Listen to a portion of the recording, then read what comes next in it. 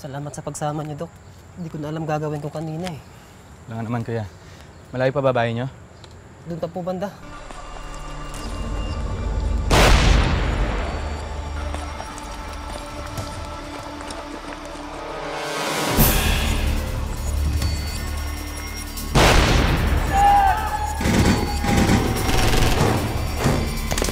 Dito muna tayo. Hindi natin matutulungan yung asawa mo pag nabaril tayong dalawa.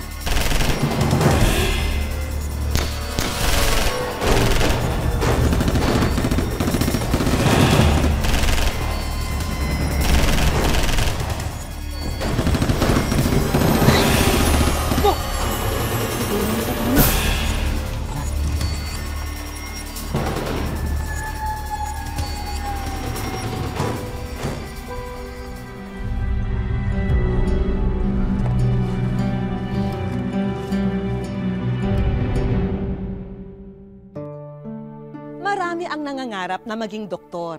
Maliban sa sila'y kagalang-galang, madalas ay maginhawa raw ang kanilang buhay. Ngunit hindi raw dapat ito ang maging batayan kung ito ang propesyong nais na tahakin. Dahil kailangang taimtim ang dedikasyon niya sa kabila ng kahit anong hadlang. Dapat magampanan niya ang sinumpaang tungkulin na maglingkod sa kapwa at mapabuti ang kalagayan at madugtungan ng buhay ng bawat pasyente. Magandang hapon po mga kapuso, ako po si Vicky Morales at ito ang Wish Ko Lang. Doc Darby, sabi ko sa inyo, maninibago kayo sa lugar na to. Ang problema, Doc. Sanay naman si Mami sa mga ganitong lugar eh. Oo nga, halos ganito rin sa probinsya namin. Dito po yung daanan.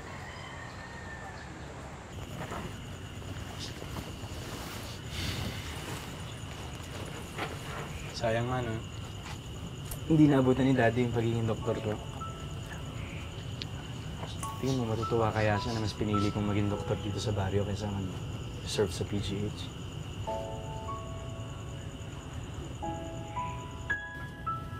Dalvi, cum laude ka sa UP. Kahit saang ospital ka mag-apply, tatanggapin ka nila. Pero, mas pinili mo yung maglingkod. Yung tumulong sa mga nangangailangan. Ganun din ang daddy mo, di ba? Anak, sigurado ako na kung buhay ang daddy mo, magiging very proud siya sa'yo.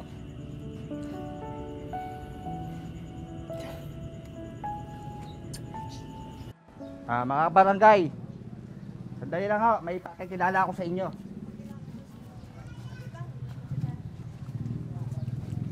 Magandang araw po. Siya nga pala si Doc Dalby. At siya po yung mami ni Doc. Siya po yung pinadala ng ating gobyerno para tulungan tayo. Stan! Matigas ang ulo mo. Di ba sinabi ko sa'yo, hindi natin kailangan ng doktor dito sa lugar natin. Hindi bagay yan dito. Lakay, kailangan natin sila. Hindi naman lahat ng mga gamot ng mga dahon-dahon ay nakakagaling. Iniinsulto mo ako. Hindi lakay, pero Kung sa bagay, hindi ka naman taga rito. Taga-syudad ka, kaya hindi ka naniniwala sa akin. Pero sinasabi ko sa'yo, ako lang ang manggagamot na kailangan ng bayan na to. Magandang araw ho. Ako ho si Dalvi Casilang. Pareho naman ho tayong manggagamot. Saka isa lang naman ho yung hangarin natin na mapagaling lahat ng mga tao dito. Bakit hindi na lang ho tayo magtulungan? Magandang araw din. Iho, huwag mong ikumpara ang sarili mo sa akin. Hindi tayo patas.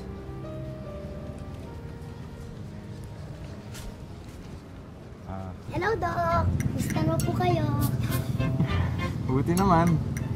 Ano pangalan mo? Kain po. Nandito ka lang pala, bata ka. Kanina pa kita hinahanap. sandali lang na.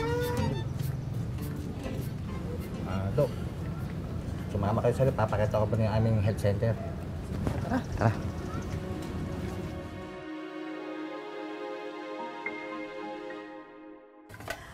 Alam mo anak, kaya ayaw niya sa'yo kasi mawawalan siya ng lugar dito sa baryo kapag tinanggap kayo ng mga tao.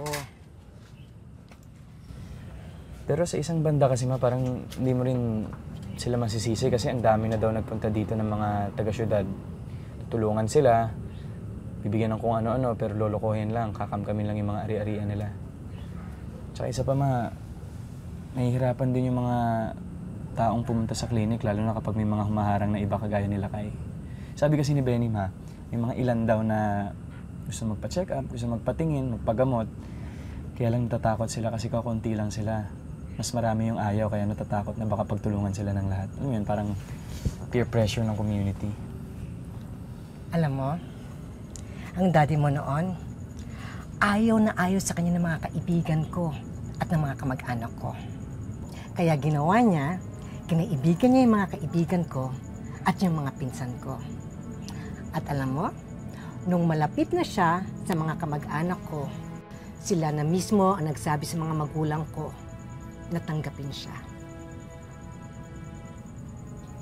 So, ang ibig mong sabihin, dapat kaibiganin ko muna yung mga tao dito sa lugar na to. Para later on, makumbinsi ko sila magpagamot sa akin. Tama, ganun ang gagawin ko. Kumain na tayo. Sige po, sige po.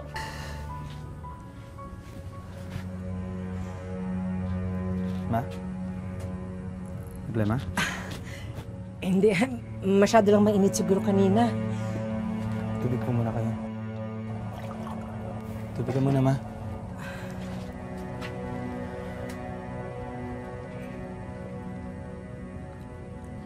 Okay ka lang, Ma? Kumain na tayo. Sige po.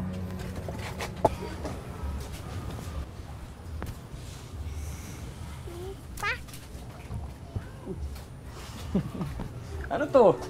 Sorry po. Ito. Laruan ko po. Ano pangalan mo? Ako po si Paeng. Ako po yung naghilong sa inyo. Yung bagong dating niyo po.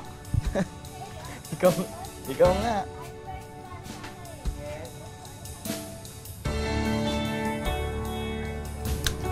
Walang tamaan, ha? Magaling ako sa'yo. Masaya si Doc Dalvi at palagay na ang ilang residente sa kanya. Pero isang masaklap na tagpo ang nadatnan niya sa kanyang pag-uwi.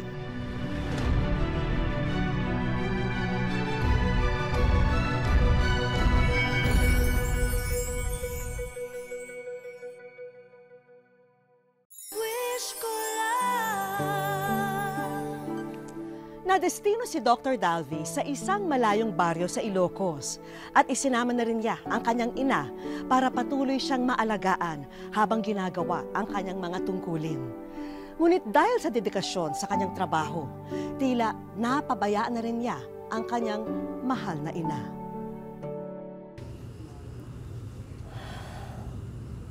Ma, okay ka lang? Nakita kita nakasandusay ka dyan sa lapag eh. Ano nangyari?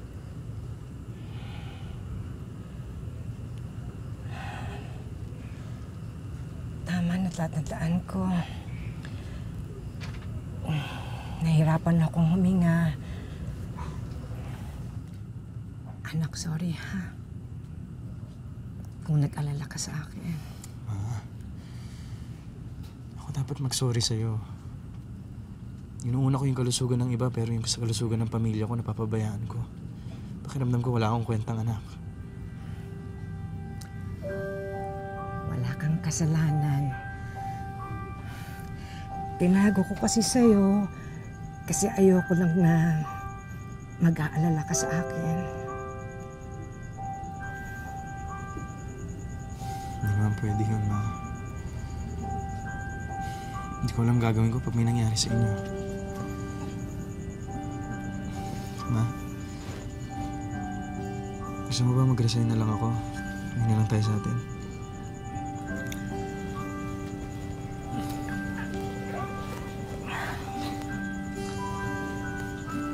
Anak, hindi. Importante ang gawain mo dito. Ang tungkulin mo sa lugar na ito.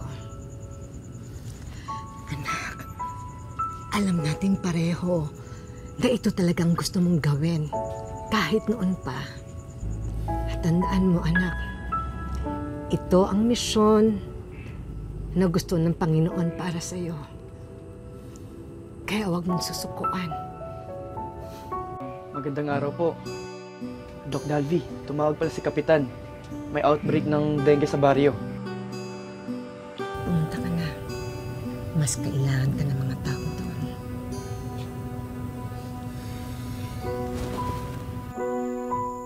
Sabi ng magulang, bigla na lang nilagnat yung bata eh. Unang araw pa lang huto ng lagnat. Kung dengue huto, lalabas ho yung mga rashes niya baka bukas. Kailangan po kunin natin ng blood sample. Itatakbo ko na sa City Hospital. Huwag ko kayo matakot. Kukunan ko lang ho siya ng dugo para makasiguro tayo kung anong talagang sakit niya. Umalis na kayo. Hindi namin kayo kailangan. Mukhang dengue ho ang sakit ng bata, pero kailangan namin makasiguro. Hindi namin kailangan ang tulong ninyo. Kayo ang nagdala ng sakit. Teka. Kami ang may dala ng sakit? Nagdasal ako magabi. At ipinakita sa akin na kayo ang nagdala ng sakit sa lugar na to. Ewan ko sa inyo. Kayo na nga itong tinutulungan. Kami ba itong masamang espiritu? Bahala kayo. Parang awa niyo na ho. Malala ang lagay ng bata. Kung dengue ho to, malalagay sa panganib ang buong baryo. Ako lang ang manggagamot sa lugar na ito. Hindi ka kailangan.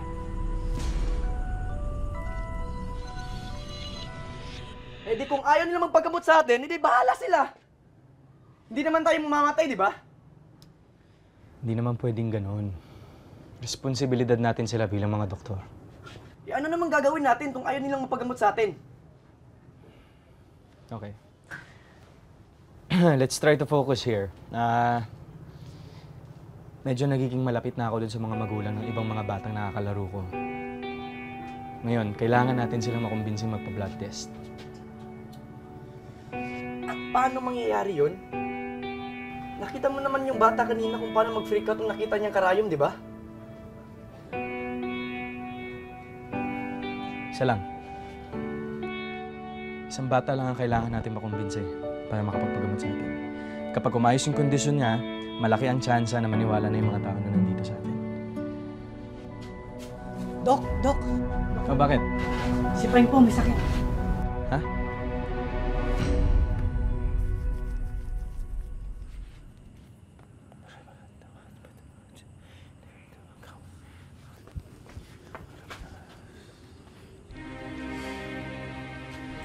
Anong ginagawa mo rito?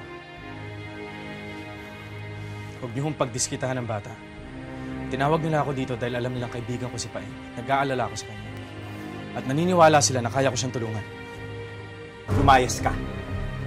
Ikaw ang masamang espiritu.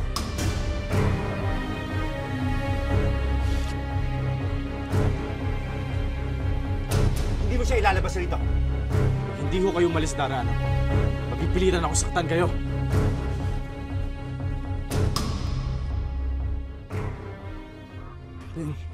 Paeng! Lapit na tayo, ha? Lapit na tayo, ha? Lapit! Paeng! Paeng!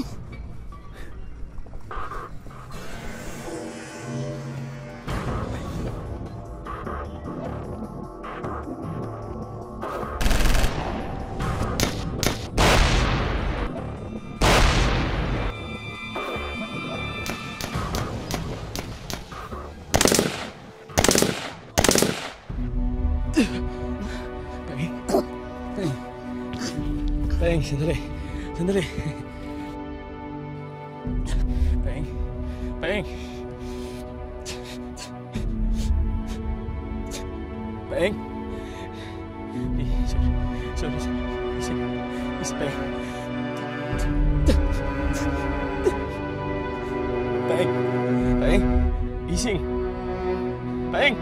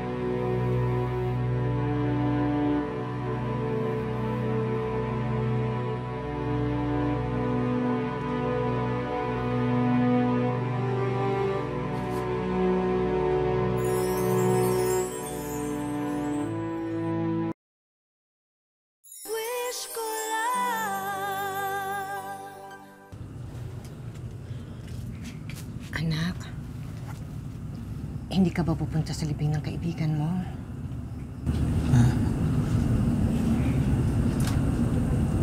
Hindi ko siya nasagip.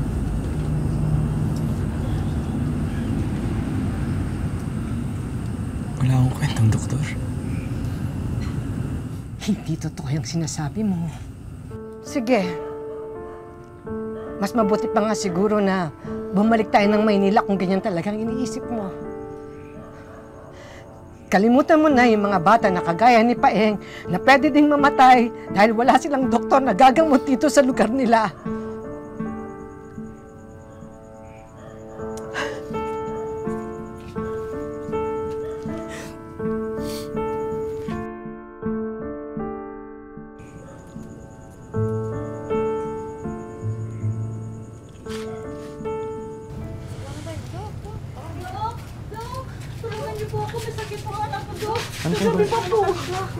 Ano pong problema? Nay! Lola! Bago kagad tayo sumuko sa nakagawian na nating panggagamot. Dayuhan yan! Tama si Doktor! Huwag kayo maniwala sa kanya, sinungaling! Tama si Dok! Sana pinagamot ko na lang kay Dok ang apo ko. Buhay pa sana siya ngayon. Hindi ho kaya ng nakagawian yung sakit na to. Ilan pa bang kailangan mamatay para maintindihan niyo? Dok, maawa na po kayo. Gamutin niyo na po yung apo ko. Sige na, Dok. Sige, doon tayo sa loob. Dok, maawa po. Dahil sa matagumpay na panggagamot, unti-unting nakuha na ni na Doc Dalvi at Doc Benny ang tiwala ng mga tao. Pero may bago na namang problema silang kakaharapin. Huwag niyo pong kakalimutan uminom ng gamot, Nay, ha? Pare, Dalvin. Galing ito mismo sa central office. Lumalakas daw yung presensya ng NPA dito sa area natin. Pinapapull out na tayo. Anong pull out? Pinapalis na tayo dito. Masyado na daw delikado. Pero paano yung mga pasyente natin? Hindi natin sila pwedeng pabayaan. Galing yan mismo sa superior natin. Pero paano yung mga tao dito? Nagtiwala na sila sa atin. Wala na tayong choice, pare. Aalisin nila yung suporta sa atin pag hindi tayo sumunod. Saan kahanap ng pera? Ng mga gamot, tsaka yung mga medical supplies.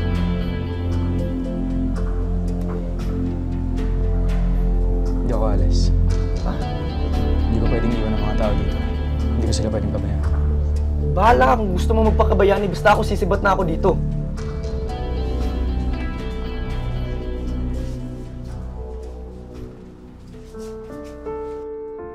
Kahit wala na ang suporta ng DOH at kahit nag-iisa na siya sa klinik, ipinagpatuloy ni Doc Dalvi ang panggagamot sa baryo. At sa bandang huli, sariling pera na niya ang kanyang ginagastos para mapunan ang mga pangangailangan ng mga residente roon. Doc Dalvi! Mga anak na yung asawa ko. Tulungan niyo po ako. Salamat sa pagsama niyo, Doc. Hindi ko na alam gagawin ko kanina eh. Wala nga naman, kuya. Malayo pa babae niyo? Doon pa po banda. Tara.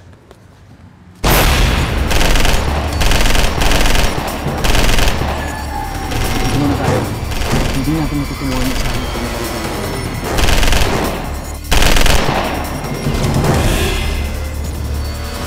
Tara na.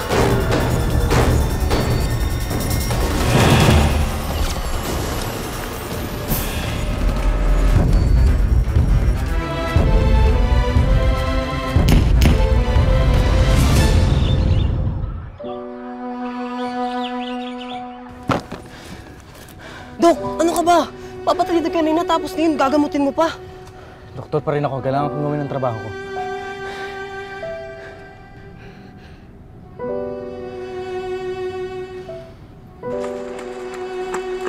Nasa kamay!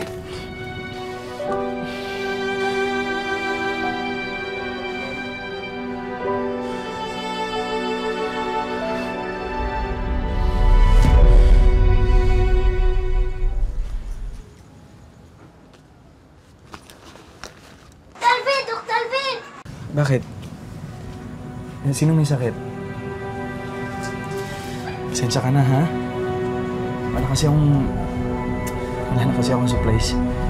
Halika po kayo! Sumama na po kayo!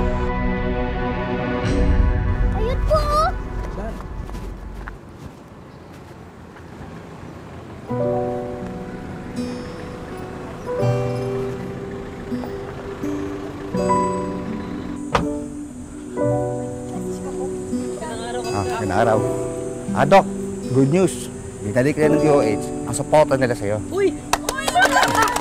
Doc, nga pala, andiyan na lahat ng mga medical supply.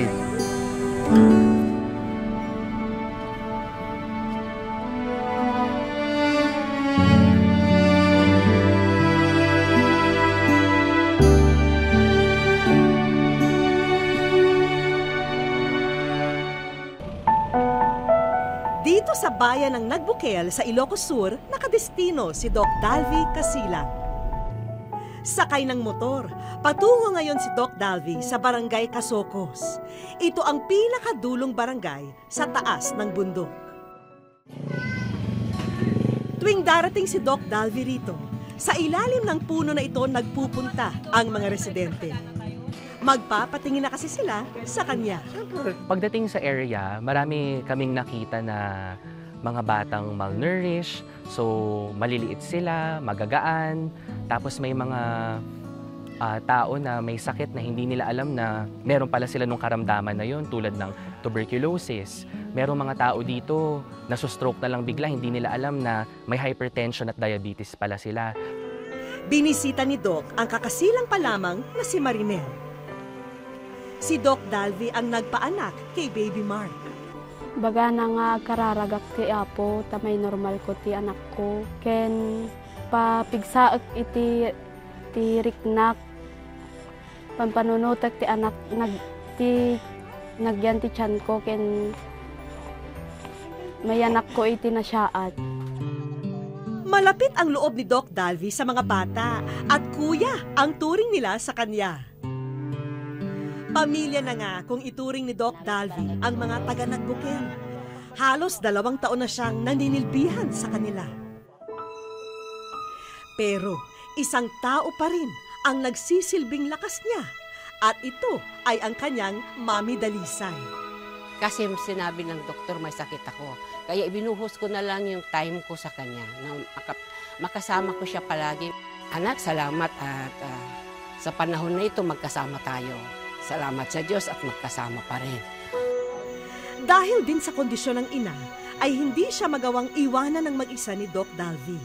Inaalagaan ko yung ibang tao pero yung sarili kong nanay hindi ko na naalagaan. Parang kailangan kong ibalanse yun, di ba, yung pagtulong sa ibang tao at sa sarili kong pamilya. Kaya kinuha ko na siya, dinala ko na siya dito sa baryo.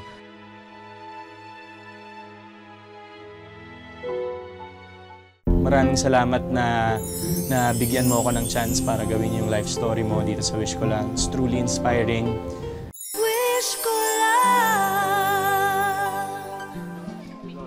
Isang normal na araw lamang ito ng pagbisita sa komunidad para kay Doc Dalvi at ng kanyang nurse. Sa pagkakataong ito, kasama rin nila ang kanyang ina. Hello po. Pero hindi alam ni Doc na nauna na ang aming grupo upang kutsabahin ang mga tao para sa isang sorpresa. Kaya naman nagtataka ang ating bida dahil sa mga taong nakaabang sa kanila. Doc, pamilyar ba sila? Ilan lamang sila sa natulungan mo sa Nagbukel na nais magpasalamat sa inyo. Dahil sa iyo, Doc, naging malusog ang anak ko. Ikaw ang nagbigay sa akin ng pag-asang mabuhay. Salamat, Doc, dahil dyan, ikaw ay nasa wish ko lang. Kaka-overwhelmed. Hindi ako makapaniwala na yung dating program na pinapanood lang namin, ako personally mula nung bata ako, ngayon nandito na yung wish ko lang, binisita kami sa Nagbukel. Doc, excuse me po, padaanin po natin ang sasakyan sa likuran nyo na dala ang mga kahilingan mo para sa mga residente ng Nagbukel. Thank you sa wish ko lang. Sobrang laking tulong nito sa mga barangay health stations kasi tulad sa baryo dito sa barangay na to, wala pang mga ganyang gamit. So, sobrang laking tulong talaga niyan. Pwede namang mag-break muna kayo sa 24/7 na serbisyo nyo sa baryo at mag-enjoy sa Hong Kong kasama si Mommy. Salamat naman at natupad na rin yung pangarap niya na ipasyal ulit ko sa Hong Kong. Dahil ang idol mo na si Alden Richards ang gumanap sa sarili mong life story, syempre, hindi kami papayag na walang remembrance. At hindi lamang yan, may mensahe rin para sa'yo si Idol. Maraming salamat na na bigyan mo ako ng chance para gawin yung life story mo dito sa Wish Ko Lang. It's truly inspiring. Actually, I see a big deal of myself in you sa pagdating sa public service and pagiging selfless. Just continue doing what you're doing in the spirit of goodness and faith. Hindi ako makapaniwala kasi gaya nga nung pag kinakausap ko yung mga nurse, sinasabi ko na hindi ko naman alam na para sa akin kasi parang simple lang naman yung ginagawa ko. Hindi ko alam na ganun naman kalaki yung impact. Pambihira ang mga kagaya ni Doc Dalvy na handang isugal ang lahat, maging ang kanyang buhay, makapaglingkod lang sa kanyang kapwa. Sana'y magsilbing inspirasyon ang kwento niya sa ating lahat. Maraming salamat po mga kapuso. Ako po muli si Vicky Morales at ito ang Wish Ko Lang. Wag na wag kang susunod.